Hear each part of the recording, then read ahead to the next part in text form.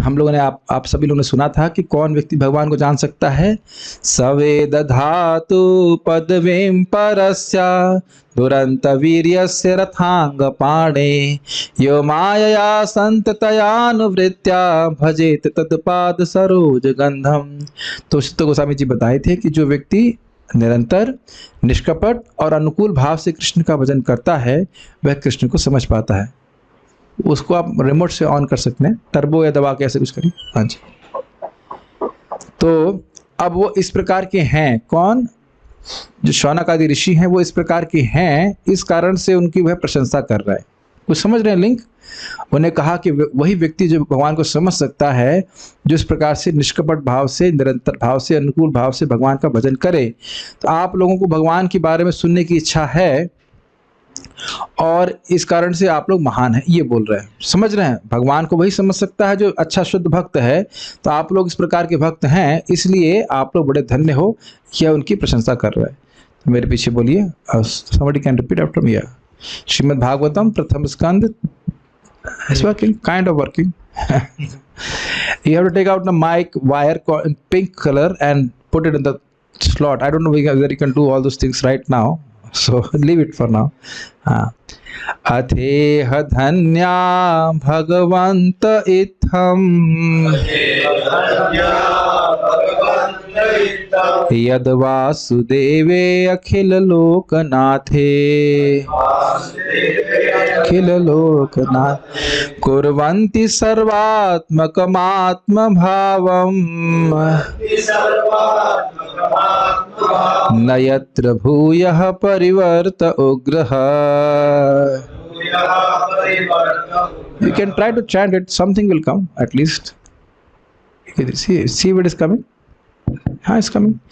अथेह धन्या भगवन्तं अथेह धन्या भगवन्त इत्थम् अथेह धन्या भगवन्त इत्थम् यद वासुदेवे अखिल लोकनाथे वासुदेवे अखिल लोकनाथे कुर्वन्ति सर्वात्मकमात्म भावम् कुर्वन्ति सर्वात्मकमात्म भावम् न यत्र भूयः परिवर्त उग्रः। यत्र भूयः परिवर्त उग्रः। आप देख सकते हैं श्रीमद् भागवतम के श्लोक केवल गाने में ही कितने सुंदर है।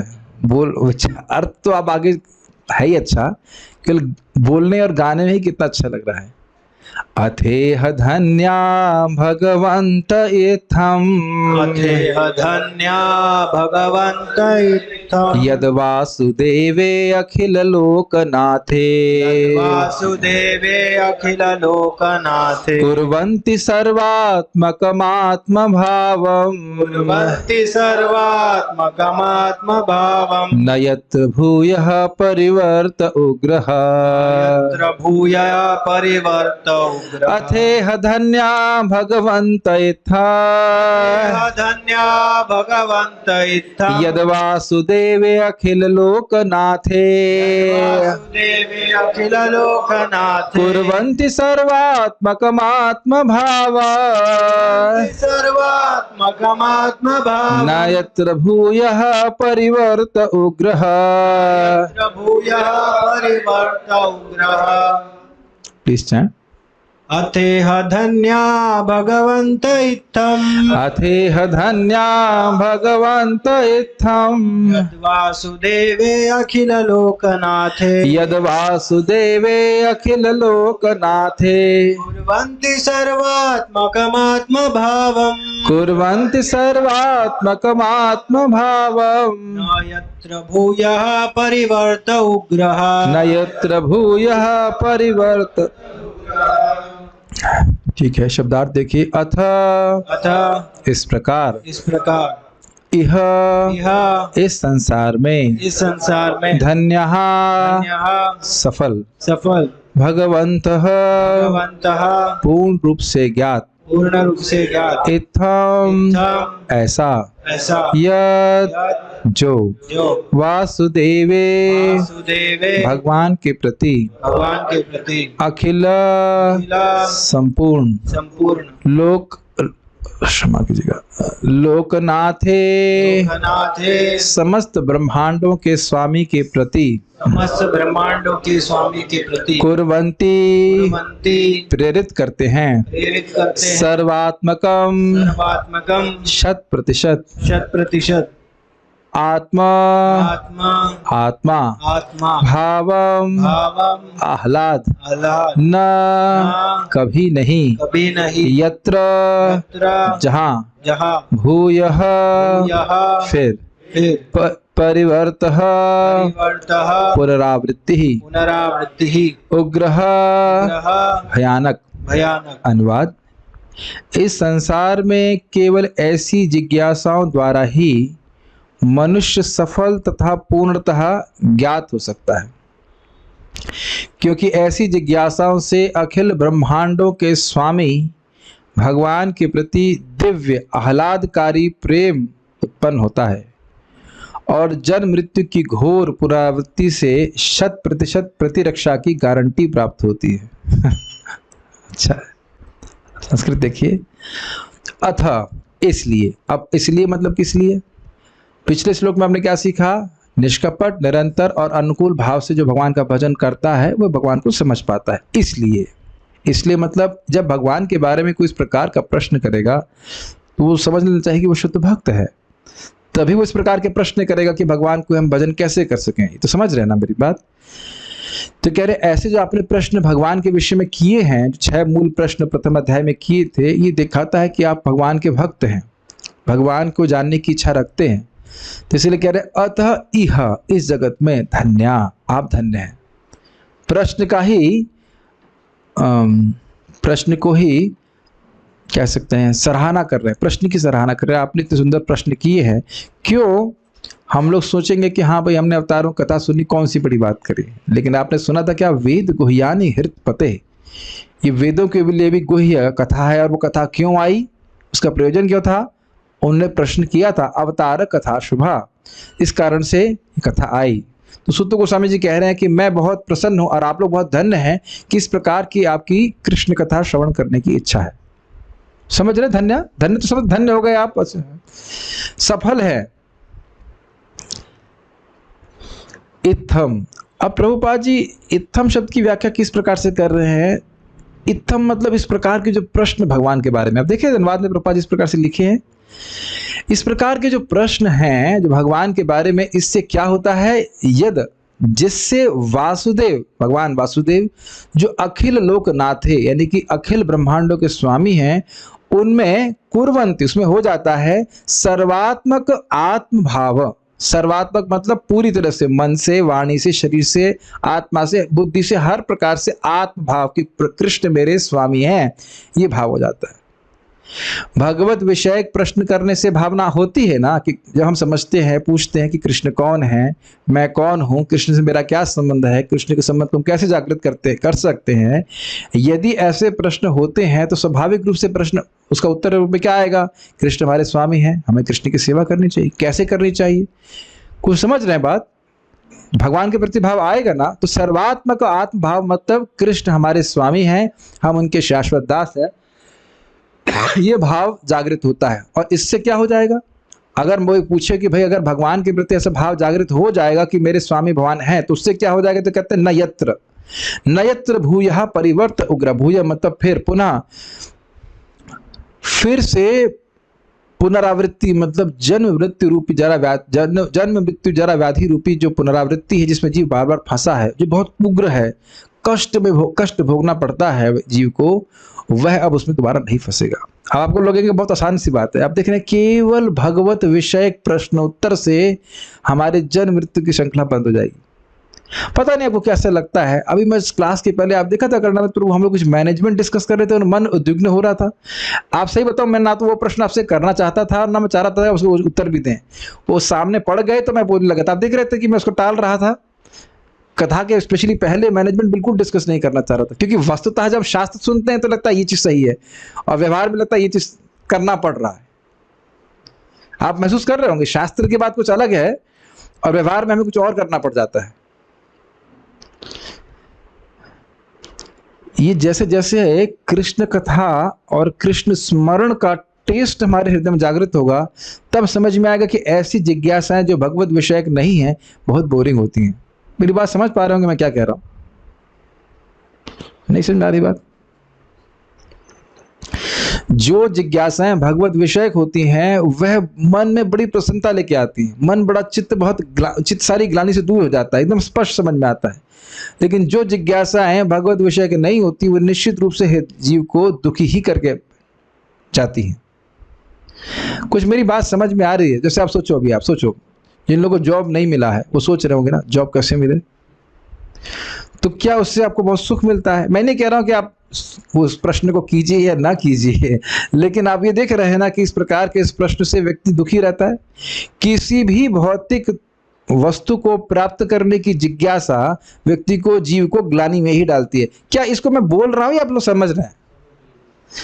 घर कैसे बनेगा है कि नहीं, लोन कैसे चुकेगा, अभी मैं बोलना भी नहीं चाहता इन जिज्ञासाओं को, लेकिन जिज्ञासाओं को ले ले करके जीव दुखी हो रहा है, जबकि जीव का कोई संबंध ही नहीं जगत से, है ना? अगर ये मन में जिज्ञासा हो कि भागवत का श्लोक हमको समझ में नहीं आया, कैसे समझूंगा? कभी दुख होता है, कभी दुख नहीं होता है, कभी दुख नहीं होता। जैसे कभी, हाँ, ये बात से पहले मैं आगे चले जाएं, वो बात छूट गई थी तो मैं समझा देना चाहता हूं कि आकाश प्रभु प्रश्न किए थे कि जो लोग, अगर वो एसी नहीं चल पा रहा है तो कम से कम इतनी हवा आने दीजिए, हवा ये चला जाए। हवा आ रही है, इसको भी थोड़ा सा खोल, चल रहा है, वो नहीं चल रहा है, हाँ तो उसमें भी ठीक है, चलेगा, ठीक है, बात नहीं, गर्मी है, ठीक है। हरी, कोई बात नहीं, वो जिज्ञासा छोड़ दीजिए कि क्यों नहीं चल रहा है वो भी दुख देने वाली जिज्ञासा है कि क्यों नहीं चल रहा है, तो इसको कम कर दीजिए, फायदा चाहिए। तो हम बात कर रहे थे कि अब श्लोक पे थोड़ा सा मनन कीजिए, क्या जो हम जिज्ञासा इस जगत में करते हैं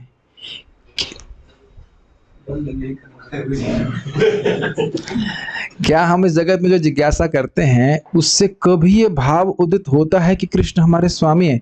इससे पहले आगे जाइए, इसी खाली विचार कीजिए, क्या हम लोग इस जगत में जो जिज्ञासा करते हैं उससे भाव उत्पन्न होगा कभी कि हम भगवान के सेवक हैं? देखो क्या होता है, श्लोक तो आप पढ़ के निकल जाओगे, समझ गया, लेकिन थोड़ा सा मनन के अभ्यास कराने का प्रयास करा रहा हूं। जितने भी प्रश्न हम इस जगत में या दुनिया भर में कर रहे हैं, और आपको याद हो प्रभुपाद जी प्रथम स्कंद के प्रथम अध्याय में बताए थे कि दूसरे अध्याय में बिना प्रश्नोत्तर के आप जीवन नहीं बिता सकते हो। सुबह से शाम तक जो प्रश्न उत्तर कर रहे हैं, क्या उससे हमारा संबंध भगवान से जागृत होगा? ये आप प्रश्न का उत्तर मुझे नहीं, खुद अपने आप को दीजिएगा। और वो सारे प्रश्नोत्तर हमारे जीवन में दुख का ही निर्माण करने वाले हैं, ये भी समझ लीजिएगा, अज्ञान का निर्माण करने वाले हैं। मुझे पता है ये हैवी लग रही होगी बात, लेकिन ये है इस प्रकार से।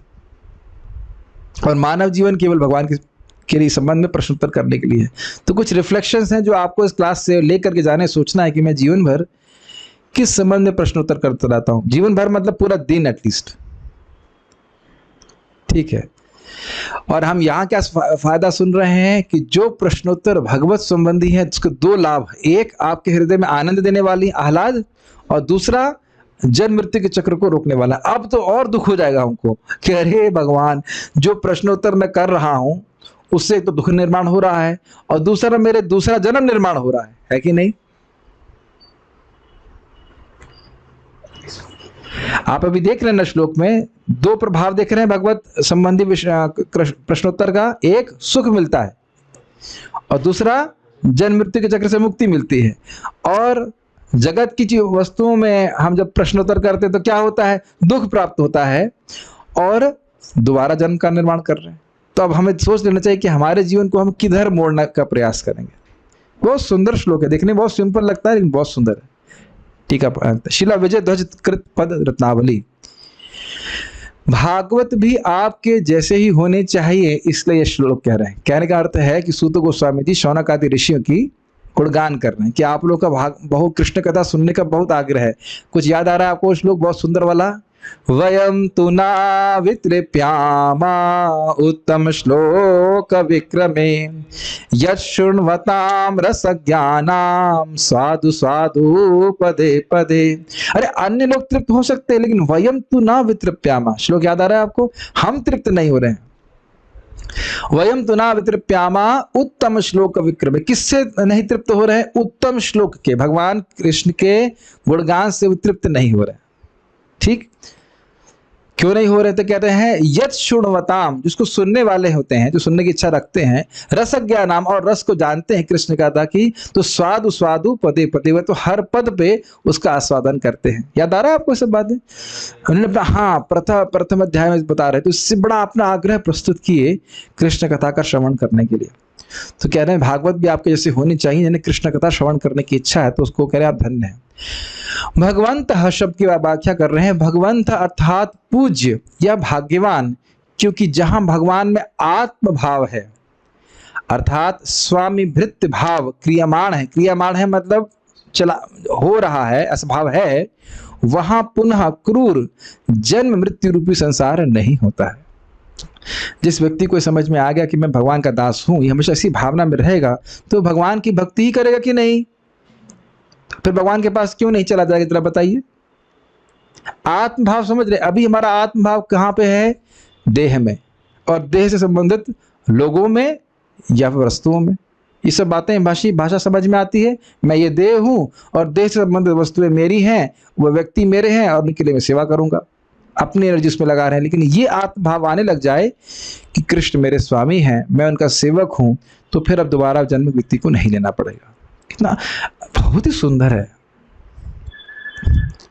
ऐसा ही व्यक्ति भाग्यवान है। आपको याद आ रहा है हम लोग ने महाप्रभु के मुख से क्या सुना था? कृष्ण कथा सुने तुम्हें बड़ो भाग्यवान। सुना है आपने?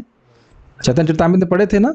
प्रद्युम्न मिश्र को बोले कि तुम्हारी कृष्ण कथा सुनने की स्पृहा हो रही है, तुम बहुत भाग्यवान हो।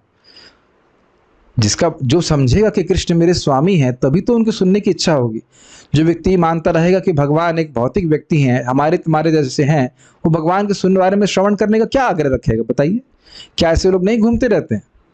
बहुत घूमते रहते हैं। भक्त बता रहे थे कि प्रायः सारे ब्राह्मण जो उनसे वो मिले आज तक, वो यही बोलते हैं कि विष्णु ब्रह्मा और शिव बराबर हैं, वस्तुतः अंततो गत्वा सब कुछ निराकार है। तो ऐसा व्यक्ति फिर कहाँ कृष्ण की भक्ति कर पाएगा? समझ रहे हैं? तो यहाँ कह रहे हैं कि इस प्रकार का आत्म भाव है कि कृष्ण मेरे स्वामी हैं, कृष्ण की मैं सेवा करूं, तो ये भाव जहाँ पे क्रियामाण है, क्रियामाण समझ रहे हैं, जो एक्टिव है, अगर भाव है, तो फिर वह दोबारा जन्म नहीं ले सकेगा। तो आप लोग बहुत धन्य हो कि आपका इस प्रकार का भाव भगवान श्री कृष्ण के प्रति है। आप भगवान को बहुत मानते हो। ये बात अखिल लोकनाथ अंतर्यामी भगवान वासुदेव में उक्त प्रकार का, प्राकार नहीं होना चाहिए, प्रकार का आपका आत्म भाव है। इस कारण से, ऐसी चेतना से युक्त होने के कारण आप निरपेक्ष गुणपूर्ण हैं, अर्थात कृतकृत्य है। मतलब आप बहुत अच्छी बात है, बहुत अच्छी बात है, आपके कोई दोष नहीं, आपके हृदय में नहीं है। आप धन्य हो। धन्य तो समझते ही होंगे आप। हरि बोल। अब क्या हो गया उसको? हरे कृष्णा। आवाज ठीक है? आवाज चेक कीजिए, कुछ प्रॉब्लम नहीं लग रहा है। आज सारी कठिनाई आज ही आने वाली। धन्य धन्य हो रहे हैं। हरि हरि हरे कृष्णा। अभी this mixer is having some problem. अब आप बताइए, कितना अद्भुत है। कल मैं चैतन्य भागवत पढ़ रहा था और वहाँ महाप्रभु काजी को डांटने के लिए जाते हैं, और हरि हरि हरे कृष्णा, एनीवेज, काजी को डांटने के लिए जाते हैं और रास्ते में खोला बेचा श्रीधर का घर आ जाता है, और बाहर उसमें एक लोहे का उनका एक पात्र पड़ा रहता है, जो उसमें लिखा है कि किसी अगर कबाड़ी को भी देता, नहीं, कोई चोर भी चुरा के नहीं लेके जाता उसको। टूटा हुआ डेंट लगा हुआ लोहे का डब्बा था, और उससे महाप्रभु जाकर के पानी पी लेते हैं और फिर कहते हैं कि मैं धन्य हो गया। मैं धन्य पे कुछ बोल रहा हूँ, कहने लगे मेरा आज भक्ति बढ़ गई, आज मैं भक्ति में आगे बढ़ गया, क्योंकि मैंने खोला बेचा श्रीधर के जल से पानी पिया। तो ये आप देख सकते हैं कि जिसके पास भक्ति है, वाकई में वही वस्तु, वही व्यक्ति धन्य है। महाराज बहुत सुंदर बोल रहे थे, गुरु महाराज, कि एक वैष्णव, सच्चा वैष्णव भक्ति प्राप्त करके इतना सुखी होता है, वो उसकी कृपा सभी के ऊपर होती है, चाहे वो गरीब हो और चाहे वह है अमीर हो, क्योंकि जान रहा है कि बिना भगवत भक्ति के सभी लोग धन्य बिल्कुल भी नहीं है, कृतकृत्य नहीं। कृतकृत्य समझ रहे हैं? सारे कर्म हो चुके हैं, अब और कुछ कर्म करने की अपेक्षा बिल्कुल नहीं है। भाई कोई व्यक्ति कार्य करता है, सोचता है कि हमारे अंदर ये कमी है तो उसको पूरा करने कार्य करके, यही तो कार्य समझ रहे हैं ना, करता है। तो कहते हैं नहीं, अब आपकी कृष्ण कथा श्रवण करने की इच्छा है, आप कृत्य हो गए। कुछ समझ में आ रहा है क्या कह रहा हूं? कह रहे हैं कि आप सूत गोस्वामी पाद कह रहे हैं कि आप लोग बहुत अच्छे हैं। क्यों बहुत अच्छे हैं? क्योंकि आपके भगवान में सर्वात्मक भाव है। ये भाव उत्पन्न हो गया है कि कृष्ण मेरे स्वामी हैं, इसीलिए इसीलिए तो आप कृष्ण कथा सुनने के लिए इतने उत्सुक है, ग्रहण कर पा रहे हैं। अब आपको और किसी गुण की आवश्यकता नहीं, बस ये गुण ही आपका पूर्ण कर दे रहा है आपको। क्लियर समझ में आया? इस प्रकार के भाव से पुनः जन्म की आवृत्ति नहीं होती। किस भाव से? कृष्ण मेरे स्वामी हैं और मुझे कृष्ण की सेवा करनी है। ये बात समझ में आ गई तो अब दोबारा जन्म लेने की कोई जरूरत नहीं है। इहा यस्य हरेर्दास्य कर्मणा मनसा गिरा निखिलासु अपि अवस्थासु जीवन मुक्त स उच्यते। जो केवल इच्छा भी कर रहा है कि मन से, वचन से, कर्म से मैं कृष्ण की सेवा करूं, तो इस जगत में रहते हुए भी व्यक्ति वो मुक्त है, जीवन मुक्त है। और स्वाभाविक सी बात है, जीवन मुक्त है तो मरने के बाद मुक्ति तो स्वाभाविक सी बात है, उसकी वो कठिन बात नहीं है। तो सर्वात्मा का भाव पे ये बात बोल रहे हैं। सारार्थ दर्शन टीका। सूत गोस्वामी यहाँ शौनक आदि ऋषियों से कह रहे हैं जो यह सोचकर दुखी थे कि क्योंकि हम भक्ति विहीन हैं इसलिए हम आक्षेप के विषय हैं। समझ रहे हैं बात? जो व्यक्ति वाकई डिवोटी है, पहले क्या बोल चुके हैं? वयम तुना वितृप्त्यामा। तो समझ रहे हैं कि भगवान का भक्त नहीं होगा तो भगवान की कथा से कभी तृप्त ना हो, ऐसा कैसे हो सकता है, जरा बताइए। लेकिन आप जानते हो कि जो व्यक्ति जितना अच्छा भक्त होता है उसको यही लगता है कि हम तो भक्त है ही नहीं। अब बड़ा कोई है, प्लीज बहुत ध्यान पूर्वक सुनिए। पिछले श्लोक में क्या सुना था? जो निरंतर निष्कपट भाव से और अनुकूल भाव से भगवान का भजन करता है वह भगवान को समझ पाता है। मुझे लगता है उपस्थित वैष्णवगण यही सोच रहे होंगे ये तो हमारे गुणों का वर्णन हो रहा है। नहीं, हमारे श्यामहरि प्रभु बहुत विनोद कर रहे थे कि जब भी प्रभुपाद जी के तात्पर्य में ऐसे शब्द आते हैं कि एक शुद्ध भक्त भगवान से कुछ नहीं मांगता है, तो जो नया डिवोटी है वो सोचेगा ये तो मेरा वर्णन हो रहा है। और जब कहेंगे ये कर्मी, ये भोगी लोग, ये मायावादी, हाँ ये उनका वर्णन हो रहा है। लेकिन आप देख सकते हैं कि यहाँ पे चक्रवर्ती पाद जान रहे हैं कि शुद्ध भक्तों की मानसिकता क्या होती है। शुद्ध शौनक आदि ऋषि सोचेंगे अरे हमारा तो निष्कपट भाव है नहीं, हमारा तो निरंतर भजन है नहीं, हमारा तो अनुकूल भजन नहीं है, तो ऐसा नहीं है, ऐसा है नहीं। वो दैन्यतावश से सोच रहे थे, तो इसलिए सूत गोस्वामी जी उनको उनका अभिवादन कह सकते हैं, अभिवादन करते हुए, अभिवादन कहेंगे, क्या कहेंगे, हाँ अनुमोदन कह लीजिए, ग्लोरिफिकेशन कह रहे, गुणगान करते हुए कह रहे कि नहीं आप आक्षेप के विषय नहीं हो, आप लोग बहुत अच्छे डिवोटी हो, भक्त हो। इतना ही टीका दी है श्री गिरधरलाल कृत बाल प्रबोधिनी। इस प्रकार प्रसंग को कहकर भक्ति मार्ग में प्रवृत्त ऋषियों का अभिनंदन शब्द, अभिनंदन इस श्लोक में कर रहे हैं। भक्ति में प्रवृत्त हैं जो शौनक आदि ऋषि हैं वो उनका अभिनंदन कर रहे हैं, क्योंकि भक्त ही भागवत तत्व को जानते हैं, या भगवत होना चाहिए, भगवत तत्व को जानते हैं, इसलिए भगवंतः अर्थात आप लोग सर्वज्ञ हैं। ये समझ में कुछ आया? देखिए भगवंता शब्द मतलब जैसे सब कुछ ज्ञात है, प्रभुपाद अनुवाद किए ना, सब कुछ ज्ञात है। तो भगवान को भक्त ही जान सकता है। भक्त्या माम अभिजानाति यावान यश्चास्मि तत्वतः, ये तो आपने श्रवण किया था। तो कह रहे हैं कि भगवंता शब्द से यह सूचित होता है कि आप सब कुछ जानने वाले हो। क्या जानने वाले हो?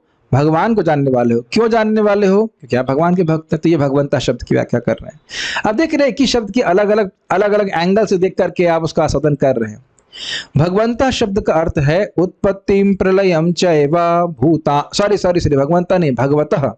भगवतः शब्द का अर्थ है उत्पत्तिम प्रलयम चैव भूतानाम गतिम गतिम वेत्ति विद्याम अविद्याम च सवाच्यो भगवानिति। अर्थात जो जीवों की सृष्टि और प्रलय, गति व अगति, विद्या और अविद्या को जानता है, उसको भगवान कहते हैं। कुछ समझ में आ रहा है?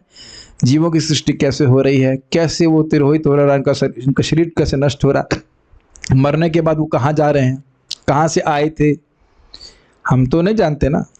हम तो एक अनुमान करते हैं भाई कि हाँ भाई भक्ति किया है तो भगवान के पास ये कम से कम उस रूट पे कहीं आगे बढ़ा होगा, जो भक्ति नहीं किया होगा वो निम्न लोकों में गया होगा, एक अंदाज करते हैं। ये तो नहीं पता रहता कौन व्यक्ति कहाँ गया।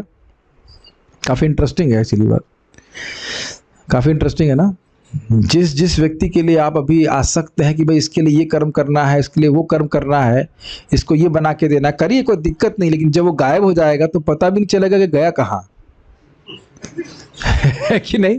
मान लो मैं अभी शरीर छोड़ दूं तो आप लोग हवा भी नहीं लगा पाओगे ना मैं कहाँ गया। आप कहाँ से लगा लोगे? गोलोक जाएंगे आप, गोलोक की टिकट के क्या कहते हैं, टीटी हैं गोलोक के, बता कि गोलोक की जाएंगे।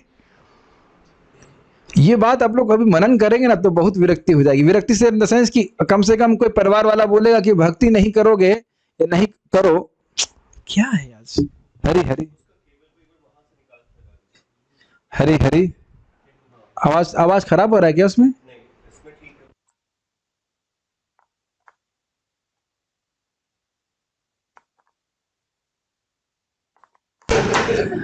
हरे कृष्णा। हाँ ठीक है, हाँ ठीक है, अब आवाज ठीक है। हाँ जी, आज बड़ी दिक्कत आ रही, क्या बात है। तो भगवान को ही भगवान इस प्रकार से जानते हैं और ऐसे व्यक्ति को भगवान कहते हैं। तो इनको जानने वाला व्यक्ति भगवंता शब्द कहा जाएगा। तो इस वाक्य से भगवंता शब्द का अर्थ हुआ सर्वज्ञ, मतलब जो भगवान को समझ रहे हैं उनकी बात है। धन्य अर्थात कृतार्थ, कृत अर्थ, सारे अर्थ उनके पूर्ण हो चुके हैं। क्यों? मान लो कोई प्रश्न का, क्यों धन्य हो गए भाई, क्या बात है? क्योंकि आपके द्वारा मुझ सूत गोस्वामी यानी हीन व्यक्ति का भी सत्कार किया गया और अवसर न होते हुए भी अवसर का निर्माण करके सादर पूर्वक अखिल लोकनाथ भगवान वासुदेव के संबंध में प्रश्न किए गए, जिससे उनमें सर्वात्मक अर्थात एकांतिक मन की वृत्ति बन जाती है। कुछ समझ में आ रहा है? सूत गोस्वामी ब्राह्मण परिवार से नहीं थे, ब्राह्मण जाति के नहीं थे, और शौनक जी वह कितना हो ब्रह्मा में समझ आएगा, व्याख्या है कि 10,000 ब्राह्मणों के कुलपति थे। इन 10,000 लोगों ब्राह्मणों को खिलाए, पढ़ाए, इत्यादि व्यवस्था करे, उसको कुलपति कहते हैं, ऐसा कुछ था। और वह नीचे बैठ करके सूत गोस्वामी से श्रवण कर रहे हैं। इसका मतलब है कृष्ण कथा के बहुत आग्रही हैं। कुछ समझ में आ रहा है? जाति पाति नहीं देख रहे हैं, वो देख रहे हैं कि इनके अंदर, सूत गोस्वामी के अंदर कृष्ण कथा कहने की योग्यता है। तो वो ये भी नहीं देख रहे हैं कि वह उम्र में उनसे बड़े हैं, ये भी नहीं देख रहे हैं। ये भी नहीं देख रहे हैं कि मैं ब्राह्मण हूं, ये तो ब्राह्मण नहीं है, कुछ नहीं। कृष्ण भक्ति में, कृष्ण कथा में यह उनका सहज अटूट विश्वास दिखा रहा है। ये कुछ समझ में आ रहा है आपको? इसलिए कह रहे हैं धन्य। अच्छा, अब ये क्यों कह रहे हैं अवसर ना होते हुए भी? ये बहुत गंभीर बात है, सब लोग सुन ही रहे हैं, प्रथम अध्याय से समझते हैं इस बात को। अवसर क्या था? यज्ञ करने का। 1000 साल का यज्ञ करने के लिए बैठे थे ना, उस यज्ञ को रोक करके कृष्ण कथा का अवसर निकाल करके कृष्ण कथा सुनने के लिए बैठे हैं। कुछ समझ रहे हैं बात? कुछ बड़ा आयोजन चल रहा है, सत्र चल रहा है। आसीन दीर्घ सत्रेणा कथायाम सक्षणा हरे। तो कह रहे, वहां पर बोल भी रहे हैं कि हम लोग अब बहुत समय लेकर के आपकी कथा सुनना चाहते हैं। याद नहीं आ रहा है कुछ? यज्ञ चल रहा था, यज्ञ को प्रातुर होता अग्नि को आहुति दे करके अब सारे यज्ञ इत्यादि बंद करके वह कृष्ण कथा सुन रहे हैं। सुने हैं ना प्रथम स्कंद में, प्रथम अध्याय में? तो दिखा रहा है कि कृष्ण कथा के प्रति उनकी सहज अटूट गहरी श्रद्धा है, इसलिए कृतार्थ है। आपको याद होगा, मैंने कई बार श्लोक कोट किया है, तावत कर्मा निकुर्वीता न निर्विद्य यावतः मत कथा श्रवणाद वा श्रद्धा यावन न जायते। तभी तक व्यक्ति को वैदिक कर्म करने चाहिए जब तक उससे वह निर्वेद ना हो जाए, बोर हो जाए, क्या है ये, नहीं करना है। और भगवान की कथा में श्रद्धा ना हो जाए। अगर भगवान की कथा में श्रद्धा हो गई तो अब उससे और कोई कर्म करने की आवश्यकता नहीं है, वो कृतकृत्य हो गया। समझ रहे? कृतकृत्य, धन्य हो गया। ये बहुत अच्छी चीज है। अब बस हम ये कर रहे हैं, हम इसके अलावा और कुछ करने की जरूरत नहीं है। ये व्यक्ति के हृदय में श्रद्धा है तो उसके हृदय की शुद्धिकरण की अवस्था सूचित होती है। हृदय शुद्ध है इसलिए ऐसा विश्वास है कि भागवत पढ़ रहे हैं, बहुत अच्छी बात है, भागवत श्रवण कर रहे हैं, बहुत अच्छी बात है, इससे श्रेष्ठ अब कुछ और है नहीं। और अगर ऐसी श्रद्धा नहीं है, इसका मतलब है कि हृदय अशुद्ध है। आज ही महाराज से मैं श्रवण कर रहा था, कह रहे थे श्रीमद् भागवतम का श्रवण करना सबसे सर्वश्रेष्ठ कार्य है इंसान के लिए।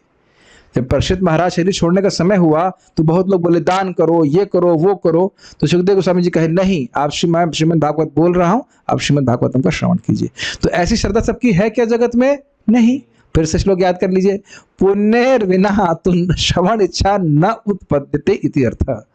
याद आ रहा है श्रीधर स्वामी जी की टीका कि पुण्य के बिना, बहुत पुण्य इकट्ठे होते हैं तब सुनने की इच्छा आती है। सुनने का कार्य तो आगे छोड़ दीजिए, आप जो सुन रहा है वो रुचि से वो तो आगे छोड़ दीजिए, सुनने की इच्छा ही नहीं होती, लोग नहीं होती ना। तो ये समझ रहे हैं कि इनको धन्य क्यों कह रहे हैं, कृतार्थ क्यों कह रहे हैं? कि कृष्ण कथा में उनकी बड़ी विशेष रुचि है, इसलिए बड़े सादर पूर्वक अवसर निकाल करके भगवान वासुदेव में प्रश्न किए हैं। और आप एक चीज देखते हैं कि जब किसी वस्तु के संबंध में प्रश्न होता है तो मति वहां पे बार बार जाती है।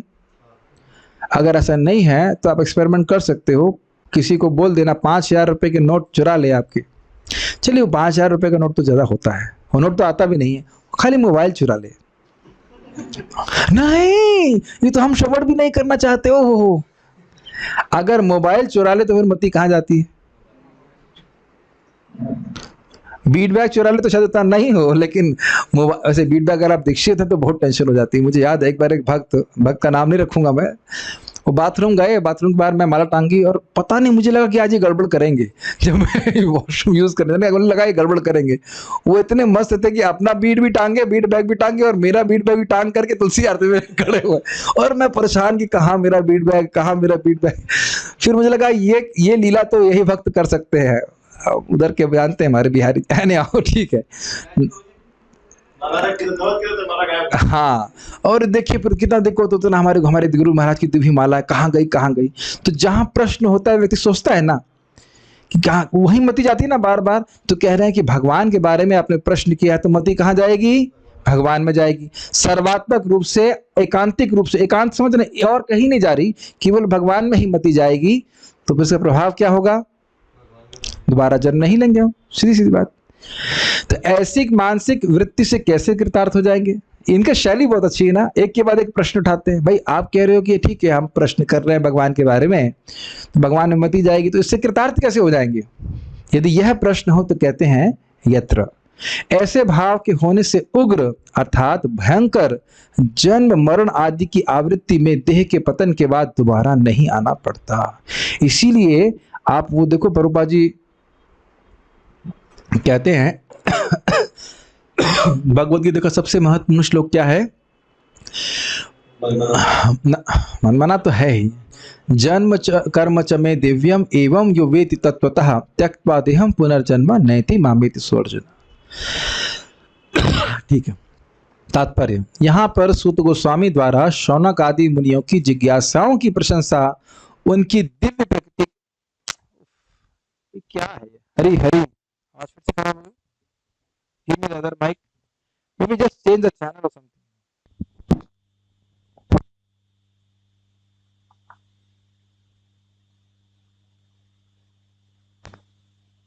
हरी हरी आवाज आ? हरी हरी बोल। This is very ऑन करके आप ऑफ कर काम कीजिए।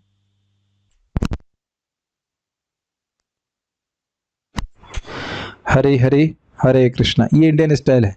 कुछ भी ऑफ करके ऑन, एक काम करते, at least we can use this mic, this will at least provide us some kind of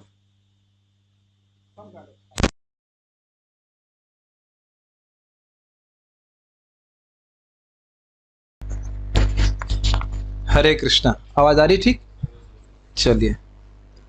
आप लोगों को तो सुनाई पड़ ही रहा होगा, ऐसे मैं बोल रहा हूँ तो दिखे। माइक तो माइक ऑफ ही है, चल ही नहीं रहा। ठीक है, मेरी बात सुनाई पड़ रही ना आप लोगों को?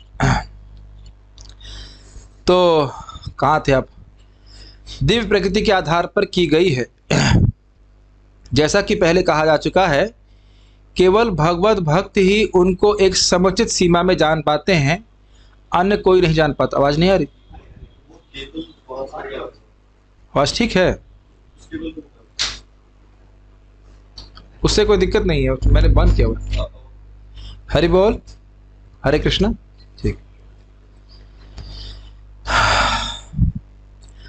केवल भगवत भक्ति उनको एक समुचित सीमा में जान पाते हैं, अन्य कोई नहीं जान पाता। अतएव भक्तगण समस्त आध्यात्मिक ज्ञान से पूर्ण रूप से ज्ञात रहते हैं।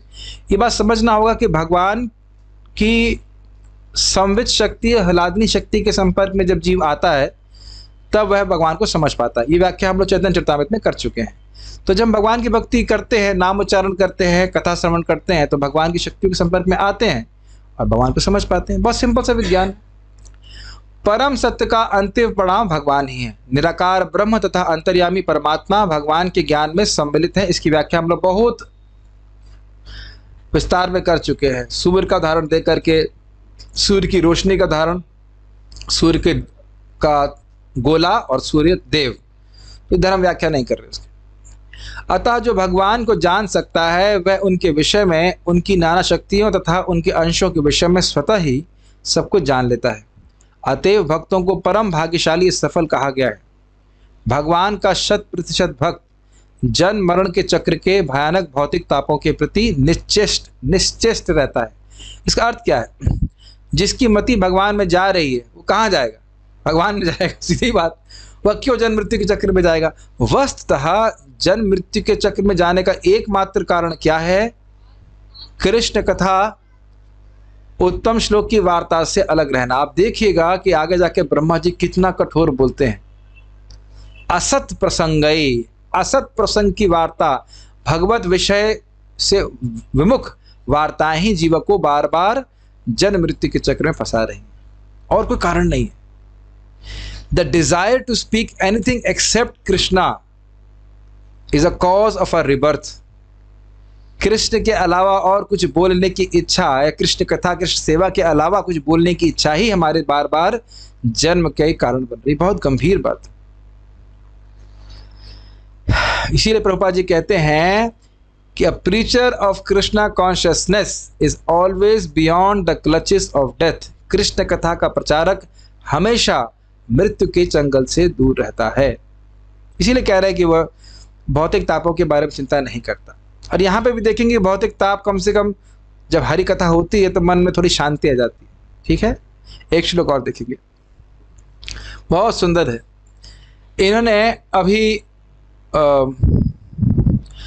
शौनक आदि ऋषि का प्रशंसा करी, अब वह श्रीमद् भागवतम की प्रशंसा कर रहे हैं। मेरे पीछे बोलिए,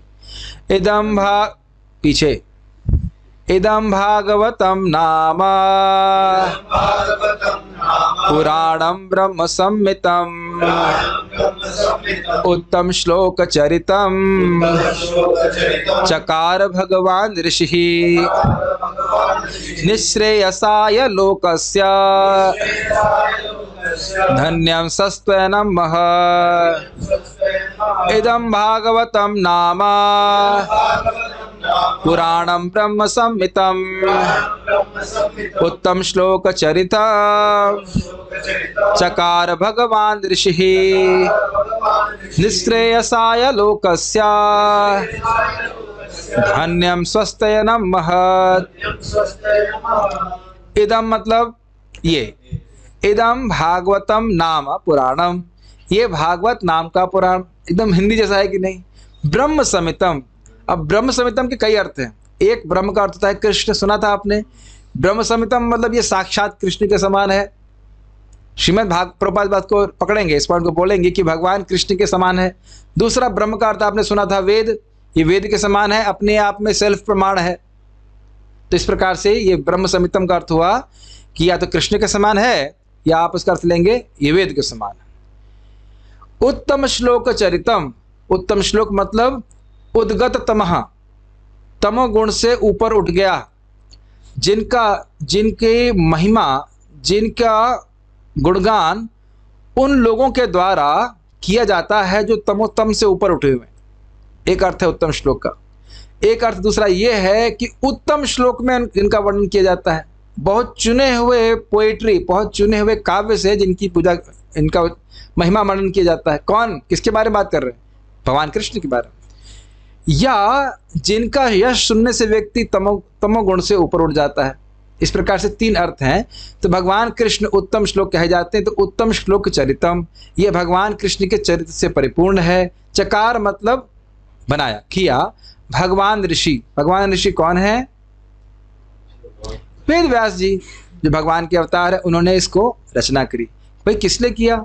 निश्रेयसाय, श्रेय समझते हैं परम आगे का कल्याण, तो निश्रेय मतलब नितराम श्रेय, सर्वश्रेष्ठ श्रेय की प्राप्ति के लिए लोकस्या, सामान्य लोगों के।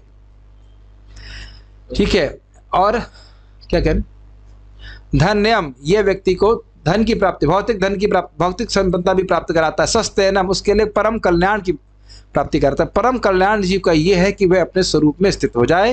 तो श्रीमद् भागवत के श्रवण से जीव इस प्रकार से बिल्कुल आसानी से भगवान की भक्ति से युक्त होकर के वह अपने स्वरूप में स्थित हो जाता है। और महत क्यों बोल रहे हैं? क्योंकि इसमें महान विषयों का वर्णन है। महत मतलब होता है महान।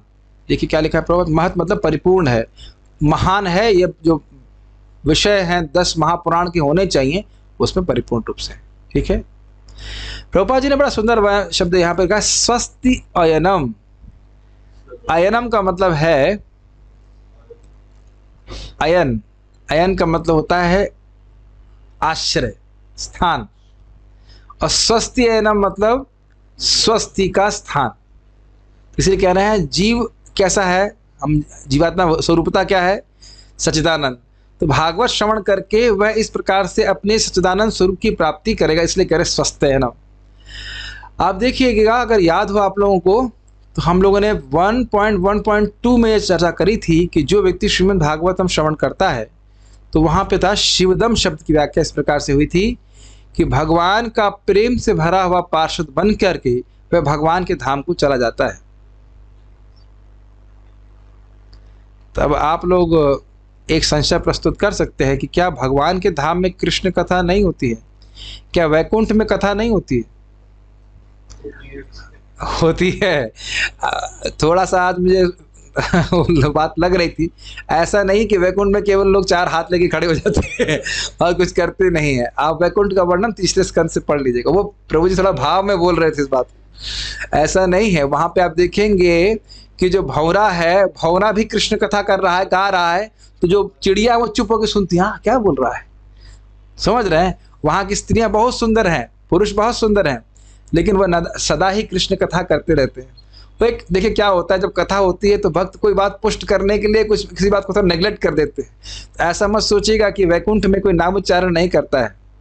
कोई बोल रहा है कि मेरे पीछे जो छिपकली है वह भी कृष्ण कथा सुनती है। अब मैं आपका मजाक बनाता हूँ, हाँ, और मेरे सामने जो कमेंट कर रहा है वो क्या है, मुझे कुछ कहना नहीं, वो भी आप सुन ही रहे हो कृष्ण कथा, ठीक है कि नहीं? तो कोई दिक्कत है आपको मेरे पीछे छिपकली अगर कृष्ण कथा सुन रही है?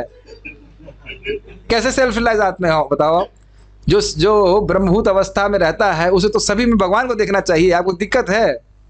हाँ, ऑब्वियसली लग रहा है कि मेरे सर के पीछे चल रही है कि नहीं, उसी से एनर्जी लेके मैं बोल रहा हूँ। ये अब देखो मैं कमेंट मारता हूँ, अरे वो छिपकली वृंदावन में है, आप कहाँ हो? जरा ये देखो, है कि नहीं? छिपकली से कंपेयर मत करो। वृंदावन की छिपकली मरेगी तो वृंदावन भगवान के पास जाएगी, हम कहाँ मरे के जाएंगे कोई पता नहीं है। उसको ऑर्डिनरी मत मानिए, लेकिन इसको हटा देंगे तो अच्छा लगेगा। थोड़ा हट जाओ, दिक्कत हो रही है। Don't be envious of Vrindavan छिपकलीज। हम बात कर रहे थे कि अत्यंत कल्याणप्रद है। आपको याद भी होगा, प्रभु जी ऐसा हो तो नहीं रहा है, तो क्या बोला गया था याद आ रहा है? जब तक क्या था वो प्रलय शब्द कहां से आया था? पेबत भागवतम रसम आलयम।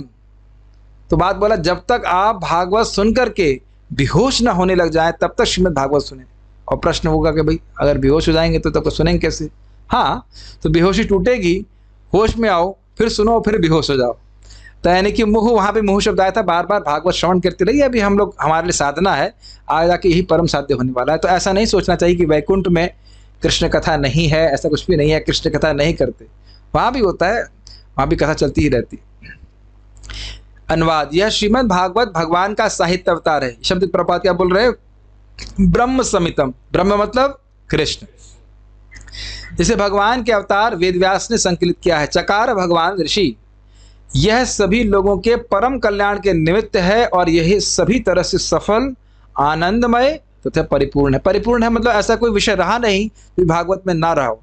जो महापुराण होता है उसमें 10 विषय होने चाहिए। हम लोग उसकी व्याख्या बहुत शुरुआत में की थी, अत सर्ग विसर्गस्य स्थानम पोषणम मुतया इत्यादि। तो 10 विषय थे, वो पूरे 10 विषय जिस पुराण में होते हैं उसको महापुराण कहते हैं, और अगर कुछ कम होते हैं तो उसे उप पुराण कहा जाता है। श्रीमद् भागवतम महापुराण की जय जो बोलते हैं उसका कारण यही है कि उसमें पूरे 10 विषय ठीक से समझाए गए। बाल प्रबोध। एक और बात है कि श्रीमद् भागवतम का श्रवण करने वाले को और कोई ग्रंथ पढ़ने की बिल्कुल आवश्यकता नहीं। कुछ याद आ रहा है? किम वा परैरीश्वरः सद्यो हृदय अवरुद्धते कृत भी शुश्रूषु भी तत्क्षणात्। क्यों नहीं है भाई? क्योंकि श्रीमद् भागवतम को श्रवण करने की इच्छा से ही ईश्वर भगवान कृष्ण हृदय में आ जाते हैं।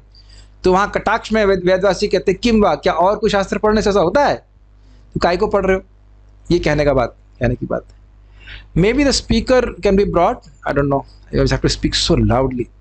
Anyways it's just all done. ठीक है, सुनाई सबको पढ़ रहा है। बाल प्रबोधनी टीका।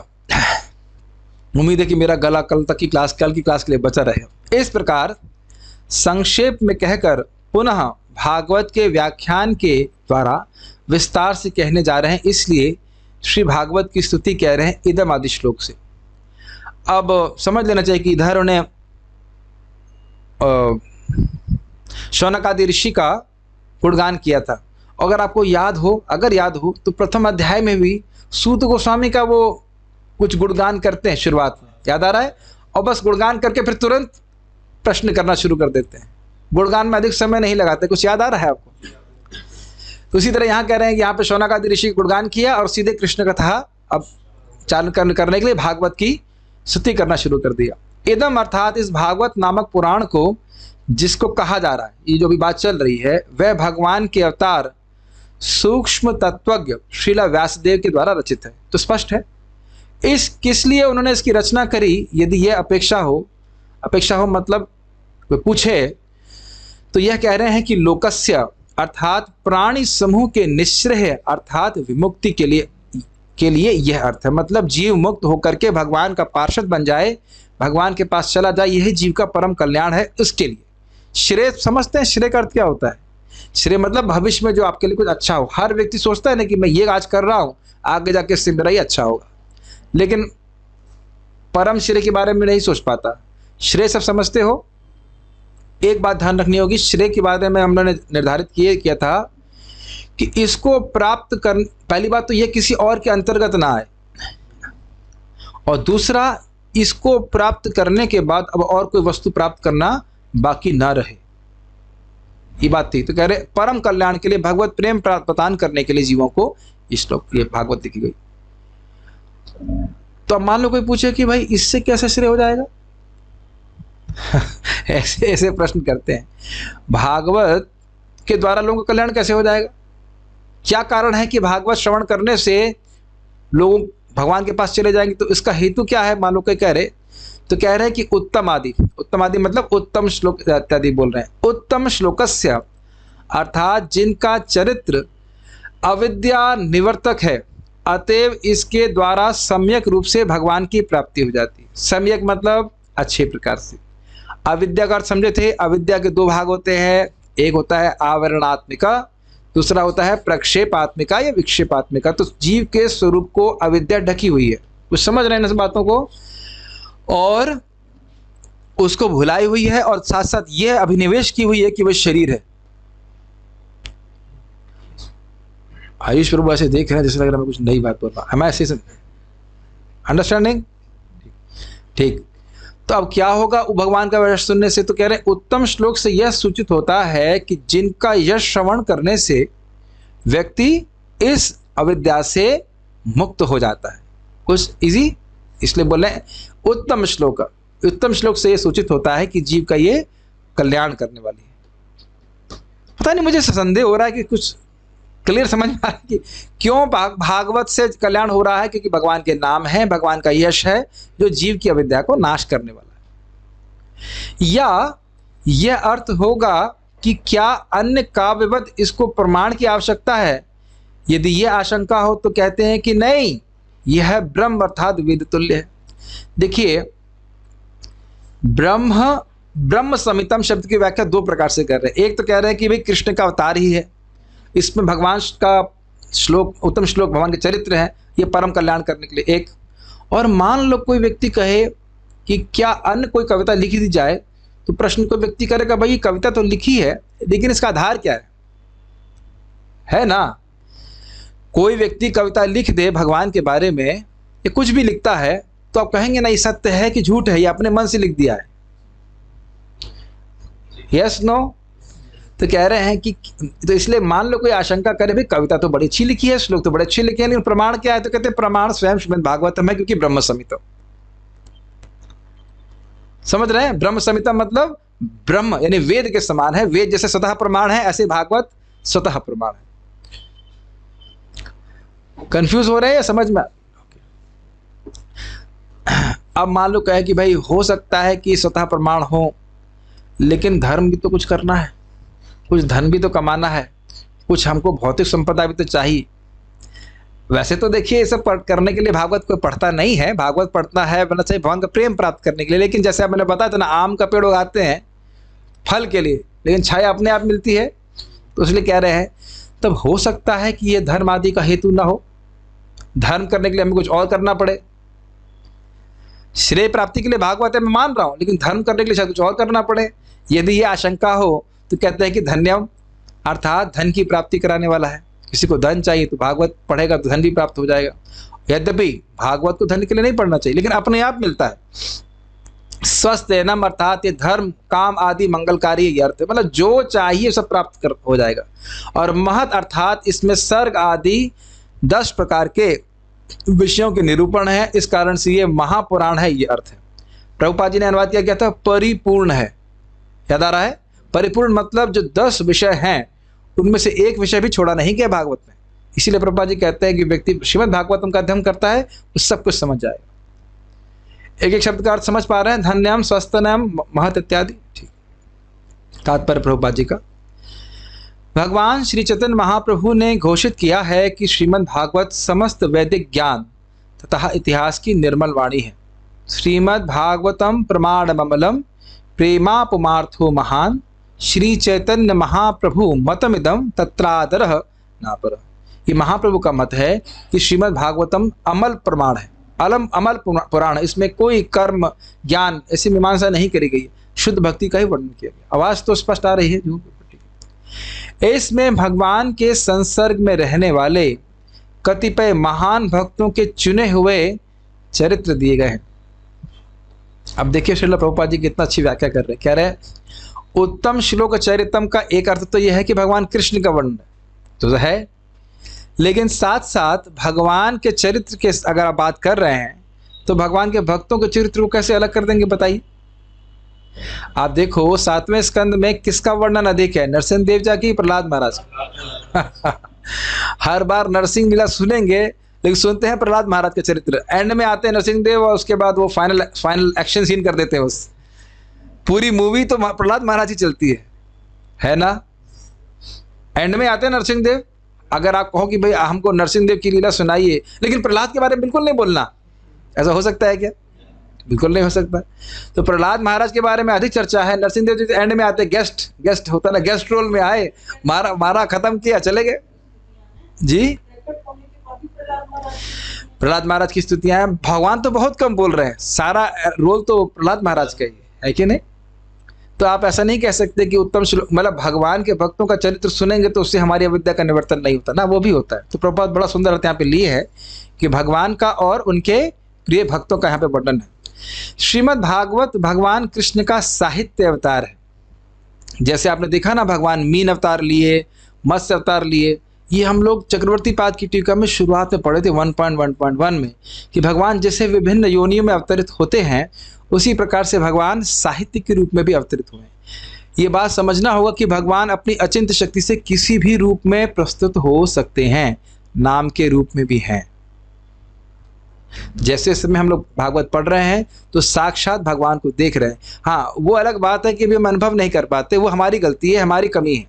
लेकिन जैसे जैसे शुद्ध होते चले जाएंगे तो भगवान का अनुभव हमको भागवत में होगा। और तो स्पष्ट समझ में आता होगा, इतना तो अनुभव होता होगा कि केमिस्ट्री पढ़ने में और भागवत पढ़ने में अंतर है। केमिस्ट्री तो वैसे ही बहुत खराब सब्जेक्ट होता है, पता नहीं किसी को पसंद आता तो क्षमा कीजिएगा, बहुत बोरिंग होता है। या फिर जो इंटीग्रल कैलकुलस, क्यों भाई मैथमेटिक्स है ना, मैथमेटिक्स मुझे फिजिक्स पढ़ती थी, मैकेनिक्स, बोलना भी शब्द भी नहीं लाने चाहिए, इतना बोरिंग, केवल अविद्या बढ़ाने वाला, कभी नहीं समझ में आया कि मैं आत्मा हूँ, फिजिक्स कितनी फिजिक्स पढ़ी है कि नहीं। तो उसका पढ़ने का अनुभव और श्रीमद् भागवतम के श्रवण पठन का कितना अंतर है, तो कितना सुकून मिलता है। आज सुबह हम प्रवचन सुन रहे थे, परम पूज्य लोग लाल गोविंद प्रभु जी कितना सुंदर प्रवचन कर रहे हैं। और पता है, अब भगवान मेरी ये भी इच्छा पूर्ण करते हैं। मैं सोच रहा था कि प्रभु जी बोलते तो अच्छा है, तो टीकाओं से बोलते तो और अच्छा होता। मैं पहले मतलब जो है ना, थोड़ा सा मेरे मन में एक वो रहता था कि भाई कुछ कमी है, कुछ टीका से नहीं बोलते। आज ने तृप्त कर दिया कि विजयदौर तीर्थ और सबकी पढ़, मतलब मैंने उनको दिया था वो सारे संस्कृत का सर्टिफिकेट सॉफ्ट कॉपी में दे दिए थे। तो मुझे संदेह था कि इतना सब जानते होंगे, मुझे पता नहीं संस्कृत जानते हैं कि नहीं, लेकिन बड़ा अच्छा सुनने प्रवचन किया, मुझे बड़ा अच्छा लगा। मतलब मैं उनके बहुत भीड़ लगी थी तो मैं मुख में नहीं बोला, अपने अच्छा प्रवचन किया, लेकिन मुझे बहुत अच्छा लगा। बड़ा हाउ टू से टाइट प्रवचन था। टाइट प्रवचन समझते हैं, श्लोक के इधर उधर नहीं गए, शब्दों पर व्याख्या किया। This how Bhagavatam has to be spoken. तो हम खाली बात कर रहे थे कि भगवान के भक्तों का चरित्र भी हमारी अविद्या का निवर्तन करने वाला है, ठीक है। और पीछे छिपकली सुन रही, इससे कोई दिक्कत नहीं होनी चाहिए आप। तो साहित्य अवतार है, अतएव यह उससे उनसे अभिन्न है। तो प्रभुपाद क्या व्याख्या कर रहे हैं, ब्रह्म समितम, कृष्ण के समान है। हमें श्रीमद् भागवत की पूजा उसी सम्मान से करनी चाहिए जिस प्रकार हम भगवान की करते हैं। अब भगवान की भी नहीं करते इसलिए भागवत की भी नहीं करते, यह भी हो सकता है, लेकिन बड़े मनोयोग से भागवतम श्रवण करना चाहिए। ये हमारे जीवन का परम पुरुषार्थ है। हम इसके सचेष्ट मतलब प्रयासरत एवं धीर अध्ययन के द्वारा भगवान का परम आशीर्वाद प्राप्त कर सकते हैं। प्रभुपाद धीर अध्ययन क्यों बोल रहे हैं, जंप नहीं करना चाहिए। आप लोग ये तो देख रहे होंगे कि एक एक श्लोक को धीरे धीरे पढ़ रहे हैं तो उसके अर्थ खुल रहे हैं हमारे सामने और कुछ क्लियर भी हो रहा है। हाँ, वो 6 प्रश्न क्या थे, उन 6 प्रश्नों का उत्तर था। आप कोई अभी ज्वाइन किया होगा तो समझ रहा होगा 6 प्रश्न ये कहाँ से, हम तो उत्तर ही उत्तर सुन रहे हैं। तो आप रिकॉर्डिंग श्रवण कर सकते हैं और एक एक श्लोक की कितनी व्याख्या है उसको हम लोग समझने का प्रयास करें तो भगवान उससे बहुत प्रसन्न होते हैं, ठीक है। जिस प्रकार भगवान पूर्ण प्रकाश, पूर्ण आनंद तथा सर्वथा पूर्ण है, उसी तरह यह श्रीमद् भागवत भी है। हमें श्रीमद् भागवत का पाठ करने से परब्रह्म श्री कृष्ण का सारा दिव्य प्रकाश प्राप्त हो सकता है, बशर्ते कि हम इसे पारदर्शी गुरु के माध्यम से ग्रहण करें। ये कुछ समझ में आ रहा है? मतलब जो वक्ता है वह भागवत के विषय वस्तु से अलग नहीं बोले। जैसे महाराज खूब कटाक्ष करते हैं कि लोग व्यास आसन पे बैठ जाते हैं, लेकिन जो व्यासदेव बोल रहे हैं उससे बिल्कुल विपरीत और विरुद्ध बोलते हैं। व्यासदेव क्या कह रहे हैं कि हम उन परम सत्य भगवान श्री कृष्ण का ध्यान कर रहे हैं, और ये क्या बोलते हैं, ईश्वर निराकार है। तो ऐसे व्यक्ति से श्रवण करके कुछ समझ में नहीं आएगा। और आप देख ही रहे कि लोग भागवत श्रवण करने के बाद भी भौतिक आसक्तियों से आसक्त रहते हैं। आज मुझे बड़ा अच्छा लगा, एक भक्त मुझे बोले, कुछ भी ज़्यादा जानते नहीं, मैं नहीं समझता फिलॉसफी में कुछ भी जानते होंगे, एकदम नए डिवोटी, 6 माला जॉब कर रहे हैं कुछ, मुझे नहीं विश्वास है कि बहुत ज़्यादा जानते होंगे। कह रहे मुझे जगत से विरक्ति होना शुरू हो गई। तो ये दिखाता है कि प्रामाणिक रूप से हरे कृष्ण मंत्र कार्य करता है। पता है, ये 6 माला जब कर रहा है और ज़्यादा भक्तों का संग भी नहीं, उसे क्या पता होगा भगवान के बारे में, लेकिन अपने आप ही भगवान से जगत से विरक्ति होने लगती। ये दिखाता है कि भक्ति का प्रोसेस कार्य करता है। इससे मेरी खुद की श्रद्धा और स्ट्रांग हो जाती है भक्ति। हम खाली बात कर रहे थे कि पारदर्शी गुरु, इसको समझिए, बहुत सुंदर उदाहरण भक्त लोग देते हैं, शायद आप जानते भी होंगे। टेलीस्कोप जानते हैं आप लोग? हाँ। तो टेलीस्कोप कार्य क्या होता है? टेलीस्कोप का कार्य होता है कि कोई बहुत दूर की वस्तु है उसको बहुत पास ले आता है। और आप जानते हैं कि जो टेलीस्कोप जितना शक्तिशाली होता है उसमें उतने लेंस होते हैं। बहुत अच्छा उदाहरण दिया जाता है अच्छा भक्तों के द्वारा। तो जितने लेंस होंगे उतना कोई बहुत दूर की वस्तु आपके और करीब आ जाएगी, समझ रहे हैं?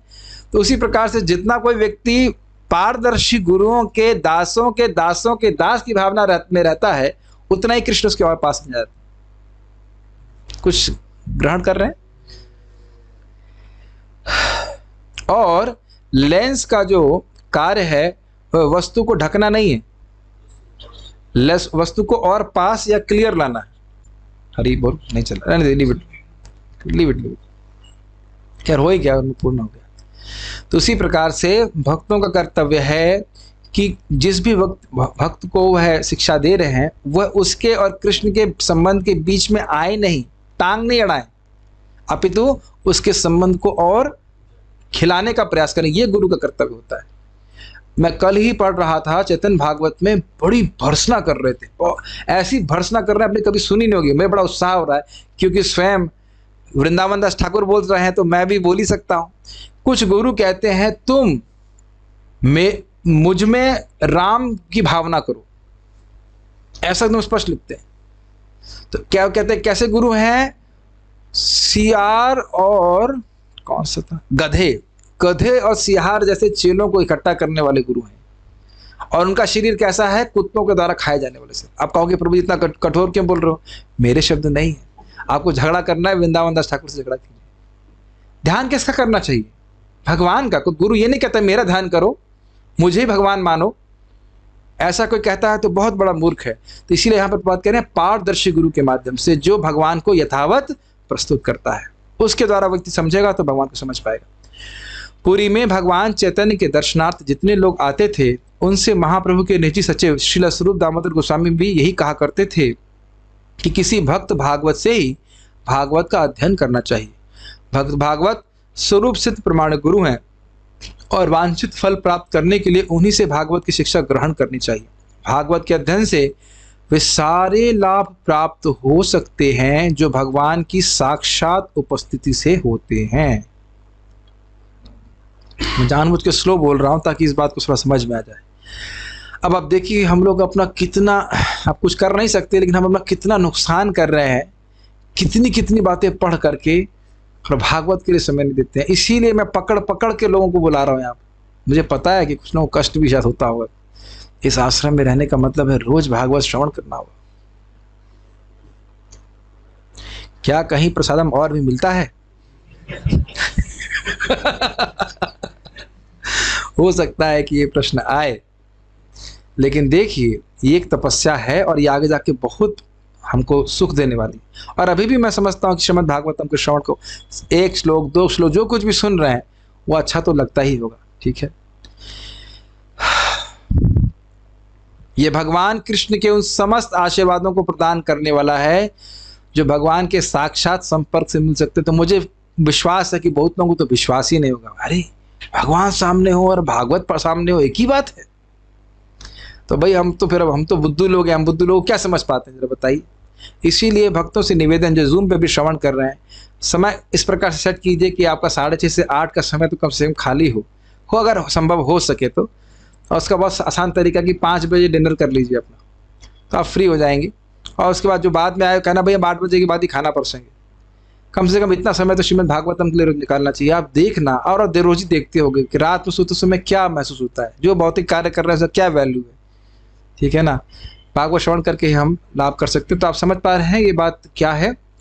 हमने 2 श्लोक सुने, एक में शौनक आदि ऋषि के वर्णन सुना, उनके प्रश्न भगवान संबंधी थे और भगवान मति को ले जाने वाले थे, इस कारण से वे धन्य थे। और आज नेक्स्ट वाले श्लोक में हमने सुना कि भागवत जो है ये स्वयं भगवान कृष्ण के समान है, यह वेद के समान है और ये जीव को परम कल्याण करने वाली है। प्रश्न कुछ देख लेता हूँ फिर रुक जाऊंगा।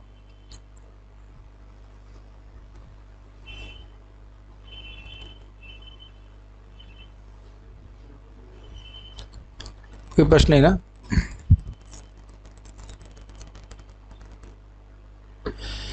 Okay, so we will stop here. Shrimad Bhagavatam की जय, श्रील प्रभुपाद की जय, निताय गौर प्रेमानंद।